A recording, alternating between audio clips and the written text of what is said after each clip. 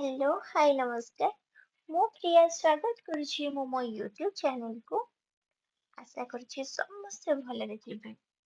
Show finally ଆମ ବାହାଘର ସବୁ ତାମଝାମ ସାରି ଆମେ ଆସି ପହଞ୍ଚିଗଲୁ ଆମର କର୍ମସ୍ଥଳରେ। ତ ଯଦି ଆପଣମାନେ ଚାହୁଁଛନ୍ତି ଆମ ବାହାଘରର ସର୍ଟ ଭିଡିଓ ଗୁଡାକ ଦେଖିବା ପାଇଁ ତ ଜଲ୍ଦି ଜଲ୍ଦି ଯାଆନ୍ତୁ ମୋ ୟୁଟ୍ୟୁବ ଚ୍ୟାନେଲକୁ। ପୁଣି ସର୍ଟ ଭିଡିଓ ଗୁଡାକ ଦେଖନ୍ତୁ, କେବଳ ଦେଖିବେନି, ଲାଇକ୍ ସେୟାର ଏଣ୍ଡ ସବସ୍କ୍ରାଇବ କରିବା ଜମା ବି ଭୁଲିବେନି। ତ ଡେରି ନ କରି ଆଗକୁ ଯିବା। ତ ଆମେ ଯେତେବେଳେ ଆସି ପହଞ୍ଚିଲୁ, ଏଠି ଆମେ ଦେଖୁଛୁ ତ ସବୁଠୁ ସମସ୍ତଙ୍କର ଏଇଟା ଗୋଟେ ମୁଣ୍ଡ ବ୍ୟଥାର କାରଣ କି ଘରେ ଆସି ପହଞ୍ଚିଲା ପରେ ଘରେ କିଛି ବି ଜିନିଷ ନାହିଁ। ଜିନିଷ ନାହିଁ ମତଲବ ରାସନ କିଛି ବି ନାହିଁ। ତ ସେଇଥିପାଇଁ ଆମେ ଗଲୁ, ଯେମିତି ସମସ୍ତେ ଜାଣିଛନ୍ତି ସବୁଠୁ ଶସ୍ତା ମଲ୍ ହଉଛି ଡିମାର୍ଟ। ଆମେ ବି ଗଲୁ ଡିମାର୍ଟ କୁ। ତ ଡିମାର୍ଟ ପହଞ୍ଚିବା ପୂର୍ବରୁ ଦେଖୁଛୁ ସାମ୍ନାରେ କିଛି କିଛି ଷ୍ଟଲ ଲାଗିଛି, ଆମେ ବୁଲିକି ଟିକେ ଦେଖିଲୁ, ତଥାପି କିଛି ଖାଇବା ଲାୟକ ନଥିଲା। ତ ଆମେ ଗଲୁ ଡେରି ନ କରିକି ଡିମାର୍ଟ ଯାଇ ଆମକୁ ଯାହା ଯାହା ଜିନିଷ ଦରକାର ଥିଲା ସବୁ ଜିନିଷ ରାସନ ଗୁଡାକ ଆମେ ନେଇକି ଆସିଲୁ। ଘରକୁ ଆସିକି ପହଞ୍ଚି ଦେଖେ ତ ଯାହା ଯାହା ଜିନିଷ ଅଛି ସବୁ ବାହାର କରୁଥିଲି କି ଆମେ ଠିକ ଜିନିଷ ନେଇକି ଆସିଛୁ କି ଆସିନୁ। ଏଇ ଯୋଉ ଓସେନ ଡ୍ରିଙ୍କ ଟା ମୁଁ ଆପଣଙ୍କୁ ଦେଖଉଥିଲି, ଏଟା ହଉଛି ଆମ ବାବୁଙ୍କର ବହୁତ ପସନ୍ଦ। ସେ ପୁରା ମାନେ ଖୋଜନ୍ତି ଓସେନ ଡ୍ରିଙ୍କ କୋଉଠି ଅଛି, ବିଚାରାଙ୍କୁ ସେ ମିଳିଲା ହିଁ ନାହିଁ। କେବଳ ଗୋଟେ ହିଁ ବୋଟଲ ଥିଲା, ସେ ଗୋଟେ ବୋଟଲ ହିଁ ଉଠେଇକି ନେଇକି ଆସିଲେ। ତ ବାକି କିଛି କଣ୍ଟେନର ଦରକାର ଥିଲା, ଆଉ ତେଲ ଦରକାର ଥିଲା, ଆଉ ଯାହା ଯାହା ଘର କରଣା ଜିନିଷ ମାନେ ଘରେ ଯାହା ଦରକାର ଥିଲା ରାସନ ପାଇଁ ସେଇ ସବୁ। ଏଇଟା ଗୋଟେ ଉଷୁନା ଚାଉଳ ମାନେ ଡବଲ ବଏଲ ର ବଡଟା ଆମେ ପାଇଲୁ, ତ ସେଟା ଗୋଟେ ନେଇକି ଆମେ ଆସି ଯାଇଥିଲୁ। ଏଠି ଆମେ ପାଉନଥିଲୁ ତ ସେଟା ନେଇକି ଆସିଗଲୁ। ଏମିତି କିଛି କିଛି ଯାହା ଯାହା ଜିନିଷ ଘର ପାଇଁ ଦରକାର ଥିଲା ସେ ସବୁ ନେଇକି ଆସିକି ଆମେ ଚେକ୍ କରୁଛୁ କିଛିଟା ଭୁଲି ଯାଇନି ତ, ଆଉ କିଛି କଣ ଦରକାର ଅଛି କି ନାଇଁ ସେଇ ସବୁ ବି ଆମେ କଥାବାର୍ତ୍ତା ହଉଥିଲୁ।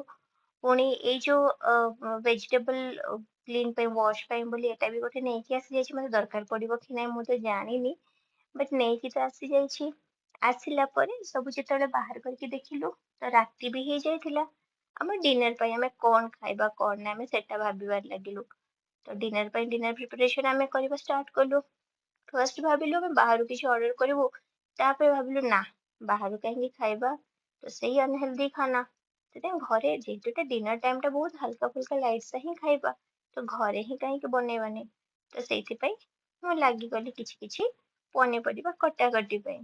ତ କାଟୁ କାଟୁ କାଟୁ କାଟୁ ଏଇ ସବୁ କିଛି ତ ଖାଇବା, ତ ସେଇଥିପାଇଁ ବୋଲି ପ୍ରଥମେ କାଟିନେଲି କିଛିଟା ବିନ୍ସ।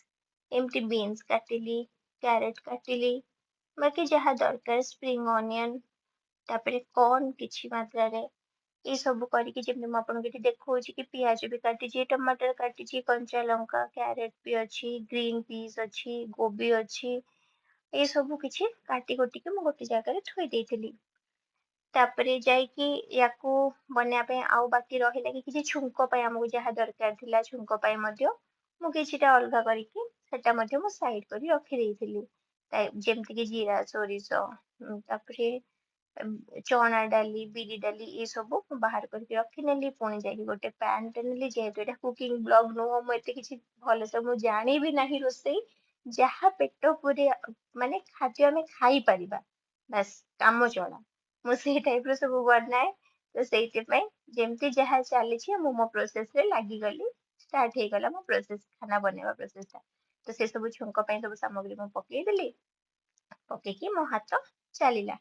ତାପରେ ଯାଇକି ସବୁ ବନିଲା ପରେ କିଛି ଏମିତି କିଛି ବନିଲା ଆମର ଉପମା, ମସାଲା ଉପମା। ଦେଖିବାକୁ ତ ଏମିତି ଦେଖା ଯାଉଛି। ଦି ଜଣଙ୍କ ପାଇଁ ମଧ୍ୟ ମୁଁ ବାଢି ନେଲି, ଯେହେତୁ ଟାଇମ ବି ହେଇଯାଇଥିଲା ଡିନର ଟାଇମ ଟା, ତ ମୁଁ ବାଢି ନେଲି।